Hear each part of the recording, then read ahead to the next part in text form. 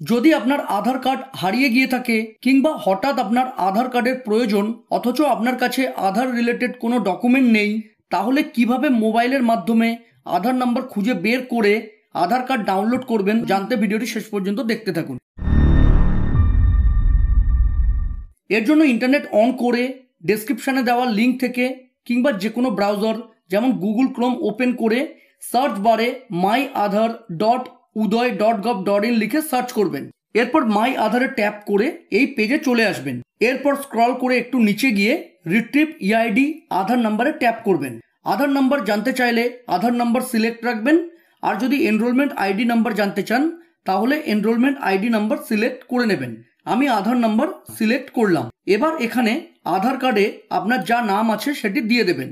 এরপর নিচে হয় আপনার মোবাইল নাম্বার অথবা ইমেল আইডি দিয়ে দেবেন। এক্ষেত্রে আপনার আধার নাম্বারের সাথে মোবাইল নাম্বার বা ইমেল আইডি অবশ্যই লিঙ্ক থাকতে হবে, না হলে কিন্তু এভাবে আধার নাম্বার জানতে পারবেন না। ডেসক্রিপশন ও আই বাটনে দেওয়া ভিডিও থেকে আধার কার্ডে মোবাইল নাম্বার লিঙ্ক আছে কি নেই ও নিজের বাড়ির কাছে কোথায় আধার কেন্দ্র আছে জানতে পারবেন। যাই হোক, নাম, মোবাইল নাম্বার বা ইমেল আইডি দেওয়ার পর এখানে উপরের এই ক্যাপচাটি দিয়ে দেবেন। ক্যাপচা বুঝতে না পারলে রিফ্রেশ করে নেবেন। ক্যাপচা দেওয়ার পর সেন্ড ওটিপিতে ট্যাপ করবেন।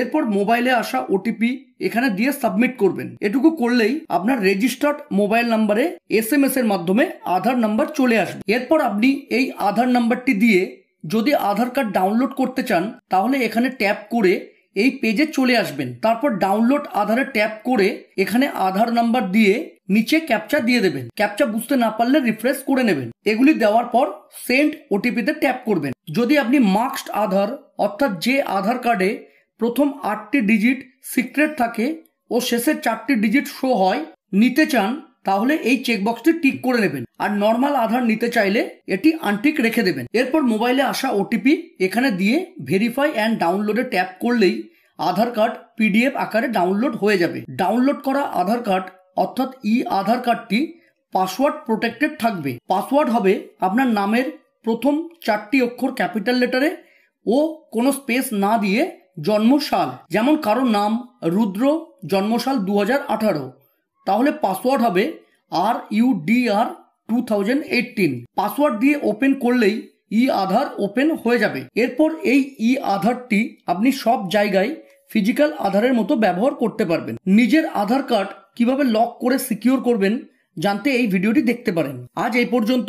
ভিডিও ভালো লাগলে প্লিজ চ্যানেলটিকে লাইক, শেয়ার ও সাবস্ক্রাইব করে সাপোর্ট করবেন। ধন্যবাদ।